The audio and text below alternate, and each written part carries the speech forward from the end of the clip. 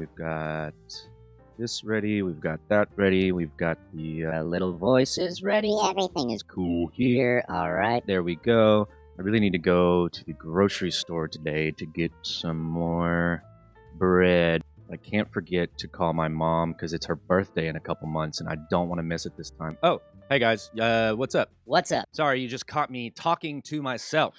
You ever do that? You ever talk to yourself? Apparently, it's very normal to talk to yourself. Being caught talking to yourself can feel embarrassing. Yes, it can. And some people even stigmatize this behavior as a sign of mental instability. Whoa. But decades of psychology research show that talking to yourself is completely normal. Thank goodness. In fact, most, if not all of us, engage in some form of self-talk every single day. So why do we talk to ourselves? And does what we say matter? Self-talk refers to the narration inside your head, sometimes called inner speech. It differs from mental imagery or recalling facts and figures. Specifically, psychologists define self-talk as verbalized thoughts directed toward yourself or some facet of your life. This includes personal conversations like, I need to work on my free throw. But it also includes reflections you have throughout the day, like, the gym's crowded tonight. I'll come back tomorrow. And while most self-talk in adults tends to be silent, speaking to yourself out loud also falls into this category. Okay, cool. So it is normal to talk to yourself. That is a relief. I'm not weird. Well, I'm not weird for that reason. Self-talk is very normal. Most of the times it is an inner monologue. Sometimes it happens out loud. So if we're going to talk to ourselves, it is also important to think about how we talk to ourselves. What are the things that we say to ourselves? What are the things that we think about ourselves? One thing we know for certain, however, is that what you say in these conversations can have real impacts on your attitude and performance. Engaging in self-talk that's instructional or motivational has been shown to increase focus, boost self-esteem, and help tackle everyday tasks. Just as chatting to a friend can help decrease stress, speaking directly to yourself may also help you regulate your emotions. Distanced self-talk is when you talk to yourself, as if in conversation with another person. So rather than, I'm gonna crush this exam, you might think, Caleb, you are prepared for this test. One study found that this kind of self-talk was especially beneficial for reducing stress when engaging in anxiety-inducing tasks, such as meeting new people or public speaking. But where positive self-talk can help you, negative self-talk can harm you. Most people are critical of themselves occasionally, but when this behavior gets too frequent or excessively negative, it can become toxic. High levels of negative self-talk are often predictive of anxiety in children and adults.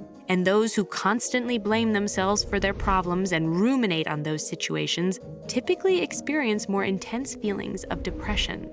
Okay, so there are positive ways to talk to ourselves, and there are also negative ways to talk to ourselves, just as though there are positive and negative ways to talk to other people. If, when you're talking to yourself, you are being positive and you're affirming yourself and you're being mindful, then your mood will be better, your self-perception and self-esteem will be better. Just like if you talk negatively to yourself, then eventually you're going to start believing those negative messages. So it's very important how we talk to ourselves.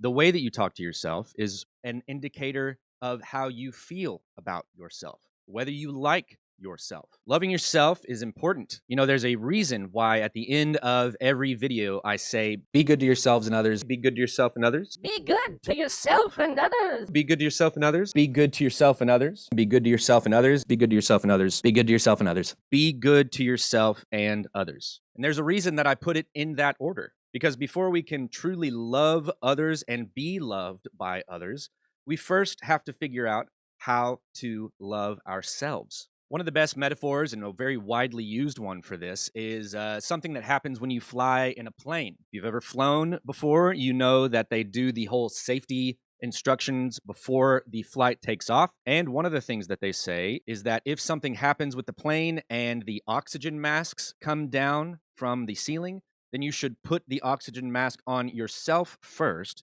before helping small children or others who may need your assistance. At first glance, this may seem selfish. If there are others that need help, why would you not help them first, right? But in the case of a depressurized airplane cabin, if you do not have a flow of oxygen to your mask, you may pass out and not be able to help others. You have to have a flow of oxygen. You have to be able to take care of yourself first before you're able to help those that may need it. Like this small child who, I don't know, man, something's weird about this little guy. He's definitely got like a mortgage and a secret family or something. Like, why does this kid have a polo on, huh? Why is he wearing a collared shirt? Does he have a meeting later? Anyway, that's the idea, is that you have to take care of yourself first before you can pour into others and help others, or love others, or be loved by others. And the reason that this is so important to talk about is that quite often we can get into the habit of talking very negatively to ourselves. And there are all sorts of possible reasons for that. Where does this unconscious impulse to be unkind to ourselves come from? How is the choice to torture ourselves made? We can hazard another generalization. The way we treat ourselves is an internalization of the way others once treated us, either directly in the sense of how they spoke to us, or indirectly in the sense of how they behaved around us, which could have included ignoring us or openly displaying a preference for someone else. To get a measure of where we stand on the spectrum of self-love, we need only ask ourselves a very simple question that we have nevertheless ignored for far too long. How much do I like myself? If the answer immediately and intuitively comes back that we feel loathsome, there is a history that we urgently need to consider and are, conveniently for our self-torturing minds, choosing to ignore. The contempt we habitually show ourselves is in neither way fair nor right. We should spot the oddity and partiality of treating ourselves with a viciousness we wouldn't accord to our worst enemies. Okay, so I know there's a lot of big SAT words on there, and She's talking in a British accent. but just to break down what she's saying, it is when we are young and impressionable that we receive certain messages from the world about our own worth and how much love we think we deserve. A lot of the times it has to do with how our parents treat us. Even if they are very kind, even if they are doing their best, they're still imperfect people and will make mistakes and sometimes say or do things when we're really young that sticks with us, and that will inform how we think about ourselves as we grow up. It's the same way with how we are treated by others outside of our family. These external messages get really deep into our brains, and if they are unkind messages, then that turns into negative self-talk, and then we start to believe that negative self-talk and start to feel very bad about ourselves. And that can determine how much we are able to give ourselves love. When we look in the mirror and think about ourselves and self-reflect, if all we see are negative things and that's the way we talk to ourselves, it's going to have a profound impact on our well-being. You know, you've heard of the golden rule, which is to treat others the way that you want to be treated.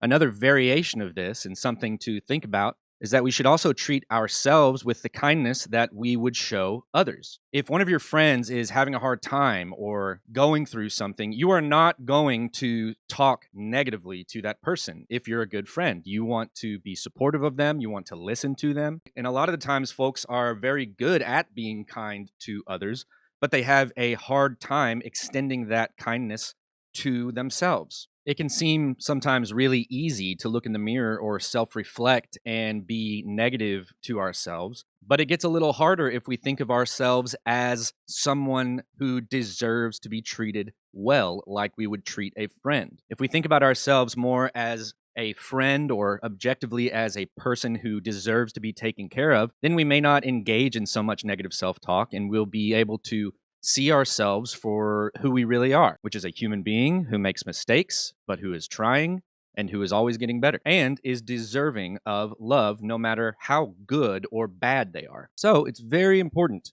to be kind to yourself, and I wanted to present these tips on how to be kind to yourself. And you can find where I got these tips from if you go to the advisory tab of Longhorn Country and scroll all the way to the bottom where it says advisory resources. I'll be putting some things in there throughout the year for you to go back and look at later if you want. But these are 10 ways that you can be kind to yourself. Number 1 is to compliment yourself. Give yourself compliments. Give yourself credit for the good things that you do. 2 is practice gratitude towards yourself. We're talking a lot about gratitude this week as we lead into Thanksgiving. Think about what you are most thankful for about yourself. 3 is speak to yourself with kindness, like what we've been talking about in the video. Pay attention to your inner dialogue and avoid negative self-talk. 4 is to reflect on your day. This can happen when you're on the way home from school or right before you go to bed, but look back and recognize your efforts and the progress that you made throughout the day. 5 is to prioritize self-care, which can come in many forms. Maybe it's time for hobbies or going out with friends or leaving time for exercise or reading. Even if it's just for 10 minutes, practicing something that is a self-care activity for you at least 10 minutes a day can be very helpful. Number 6, engage in mindfulness practices. These are things like meditation or deep breathing, or at the very least, just being fully present in the activity that you're doing or the person that you're talking to. Number 7, set realistic goals for yourself. We've talked about this in advisory before, but you got to celebrate the progress that you make towards those goals, no matter how small that progress may be. 8 is to forgive yourself. Mistakes are a part of growing up. That's just going to happen. We are human beings and we're going to make mistakes. So it all depends on how you view those mistakes. You have to view past errors as opportunities to learn and get better. Number 9, take breaks and rest. Allow yourself time to take a step back when you feel overwhelmed. And finally, number 10, seek support. This can come from your friends, from your family, from teachers that you trust, from counselors, from Miss Pott or Miss Johnson here on campus, anyone who can help you practice self-kindness. You'll be discussing these things on the next slide, and I especially want you to pay attention to these 10 tips on how to be kind to yourself and think about which of them you do often, which of them you are most comfortable doing, and which are the ones that are maybe uncomfortable for you or difficult for you to do, and why. Think about how you could do some of these things in the future, or even just choose 1 or 2 to focus on for the next few weeks and see how you feel. But that is all from me for today. As I always say, be good to yourself and others, and I'll see you tomorrow.